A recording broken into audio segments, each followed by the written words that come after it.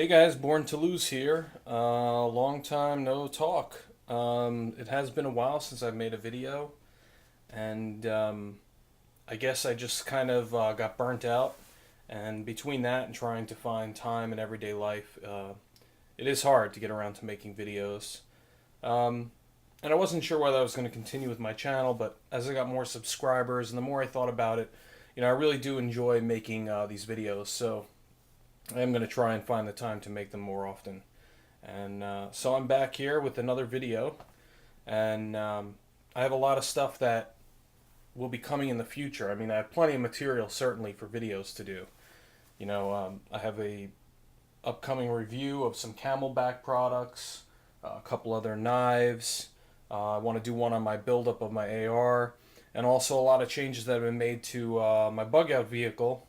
A lot of things have been added or changed, so keep an eye out for those videos coming soon.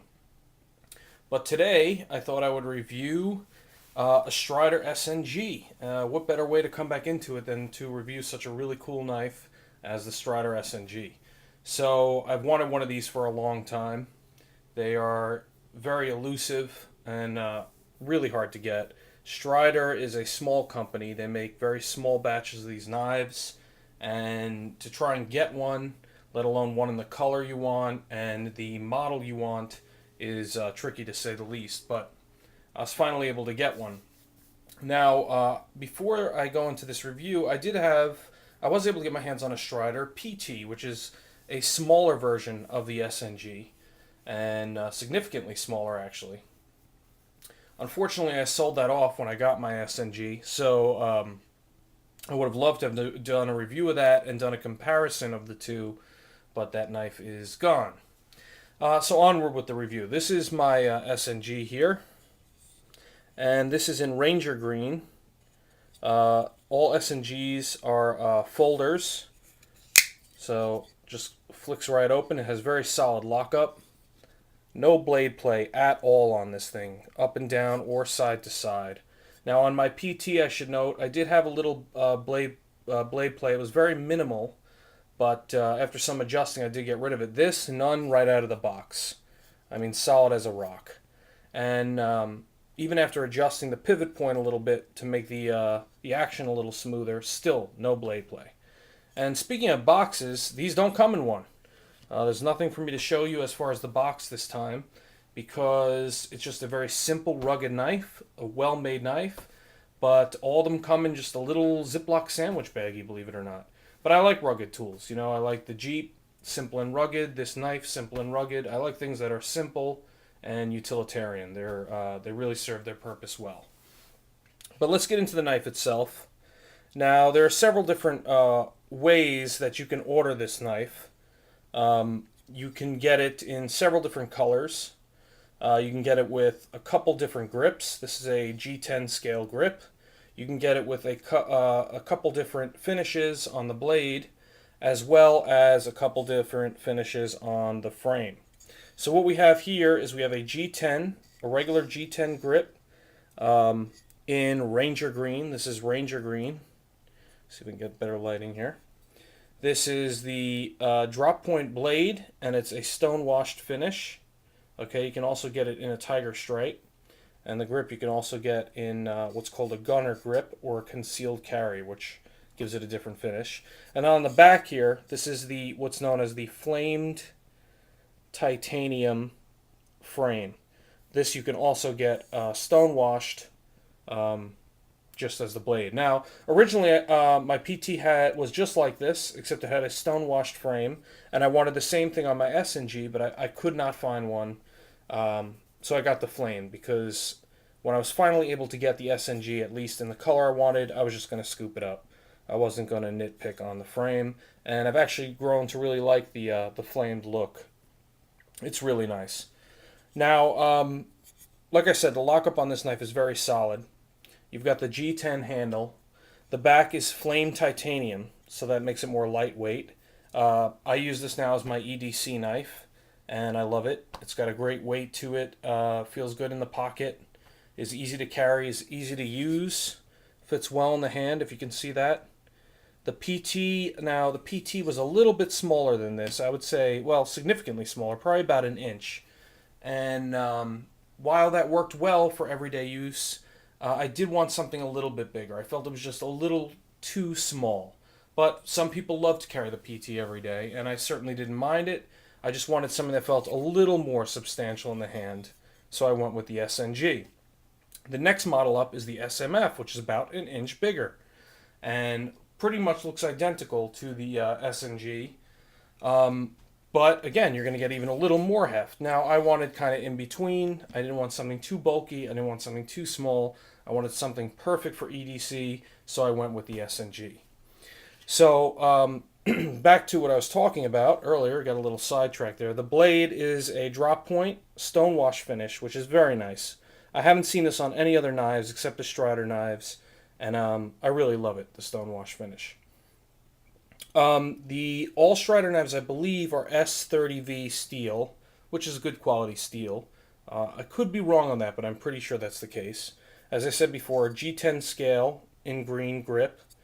You've got 3 screw points here attaching the grip to the frame. You've got a Strider marking on the blade. I don't know if you can see that. My camera is really not focusing well today. And on the other side, you really can't see that at all. Right there, you've got the Strider logo. And that's etched into the blade, and then it's a little bit darkened. This was darker, I might note, on my PT. You could see these better on my PT for some reason. Flipping it over, okay, on the frame side, this is the flame titanium. And you can see here it's got a frame lock.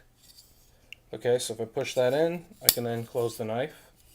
When I deploy the blade, the frame lock locks up nice and solid and holds that blade solidly in place right there.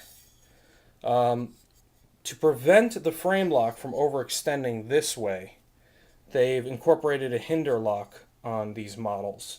Now, from what I have come to gather, the older model SNG actually said Hinder right on the Hinder lock. This one does not, but is supposedly still a Hinder lock. You've got your belt clip right here, and this is really my only complaint with the Strider knives, this particular series of Strider knives, is that, let me close it up here, with this belt clip, as you can see, your pocket rather, when you wear it in your pocket, is going to ride up to about this length. So you're going to have this much sticking out of the pocket. I like to wear a deep clip where you don't see any of the knife really coming out of the pocket. So that's really my only gripe. Now, as far as it falling out, I'm not worried about that. This is a very tight, as you can see, belt clip. So it's not going to go out of your pocket. I've hiked with it, I've camped with it, sat with it, ran with it, walked with it.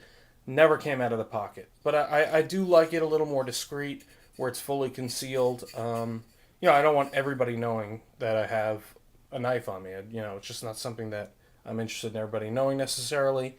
So a small gripe, but a gripe nonetheless.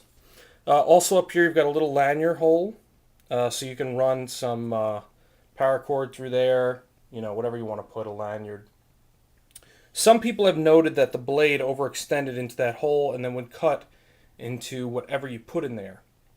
Not the case on this knife. The blade does not go into that hole at all, as you can see. And the blade is perfectly centered on this Strider knife, as is the case with most, if not all, Strider knives. My PT was the same way. Now, a lot of people think you have thumb studs on this knife. This is actually just to stop the blade at full lockup. You're actually using this hole here to deploy the blade, and as you can see, the thumb stud comes up to the handle right there, and that'll lock it right into place. Now, to adjust these knives, you have a pivot here with a proprietary, some sort of spanner tools needed for this. I do have one, and I'll actually be going over that in a later review of another product. But it's very easy to adjust when you have that tool. There's really not even any adjustment needed on the back side of that. You adjust the front, and you're good to go. So now, as far as usage for the knife itself, I like to use my knives. You guys all know that. I don't keep things super pretty. I mean, any knife you use is going to get banged up. It's just the nature of knives. So there are two schools of thought when it comes to the Strider knives. There are guys who buy up all these Strider knives, they try to collect every model, and they put them away and never touch them again. And that's fine. I'm totally cool with that. I can understand the collector aspect of it. These are pricey knives. This knife itself will go from anywhere from 400 to 500, usually in that range. I've seen them a little bit lower, but that's rare. So I can understand the collection aspect of it. Some guys like to collect all the Strider knives and want to keep them pristine. That's fine. Me, if I'm going to spend that kind of money, I need to get use out of the knife. I'm going to use it. And even if I'm not spending that kind of money, as you know, I have much less expensive knives. I'm going to still go ahead and use them. The finish is going to get worn, things are going to wear, but that's the purpose of a knife to me, is usage. If it's no good to me in the field, it's no good to me. It's not. I don't buy knives to have a showpiece. At least not yet in my life. Let me put it that way. So it has seen some usage. As I said, it's my everyday carry.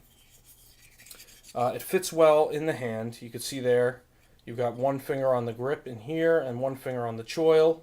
You've got really nice solid jimping here. I mean, Strider got that really right. These are deep, solid, blocky grooves, and your thumb is not going anywhere when you choke up on that knife.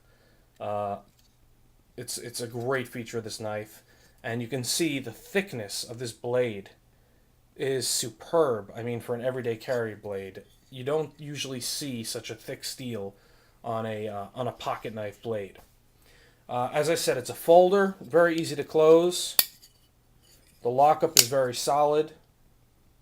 And I like folder knives for everyday carry. I have carried other knives in the past that were automatics or assisted, and overall I like those too. However, it's nice to have a folder for an everyday carry because you just know it's not going to open up in your pocket.